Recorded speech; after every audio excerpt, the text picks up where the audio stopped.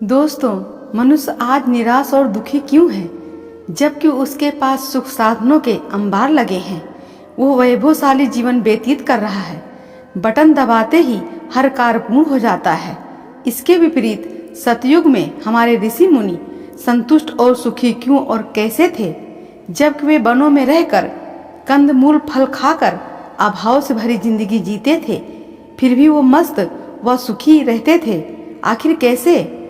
अगर इस रहस्य को हम जानना चाहते हैं तो हमें बहुत गहराई में उतरकर इसके मूल स्रोत पर ध्यान केंद्रित करना होगा।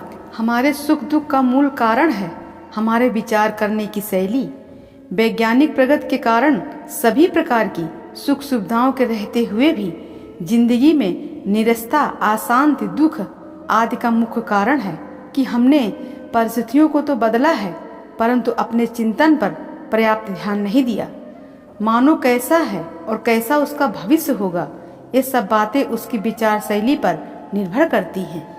अंग्रेजी भाषा में सुप्रसिद्ध कवि इलियट अपने प्रत्येक जन्मदिन पर काले व भद्दे कपड़े पहनकर शोक मनाया करते थे तथा कहते थे, अच्छा होता ये जीवन मुझे ना मिलता, मैं दुनिया में ना आता। जबकि ठीक इसके विपरीत अंधे कवि मिल्टन का कथन था कि भगवान का लाख लाख शुक्र है कि उसने मुझे जीने का अमूल्य वरदान दिया।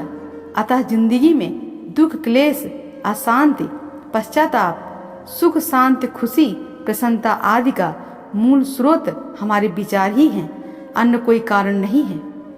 विचार में अपार शक्ति होती है, वे हमेशा कर्म करने की प्रेरणा देते हैं।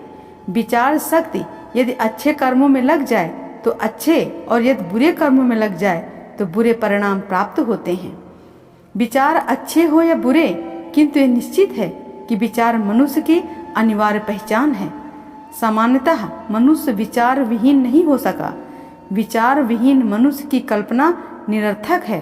हाँ, विशेष योगिक क्रियाओं द्वारा विचार शून्यता की स्थिति प्राप्त की जा सकती है, और इस स्थिति का मुख्य उद्देश्य होता है व्यर्थ के विचारों को त्याग कर लोक मंगल के विचारों को प्रधानता देना।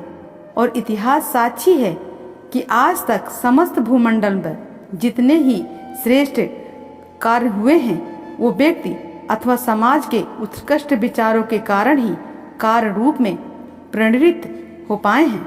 अब प्रश्न उत्पन्न होता है कि जब इतनी शक्तिशाली और बेशकीमती धरोहर हमारी प्रकृति द्वारा निःशुल्क प्रदान है, तो हम जब चाहें तब उसका उपयोग भी कर सकते हैं, तो फिर आज हम अकारण ही इतने निराश, चिंतित, दुखी अथवा हतोत्साहित क्यों हैं?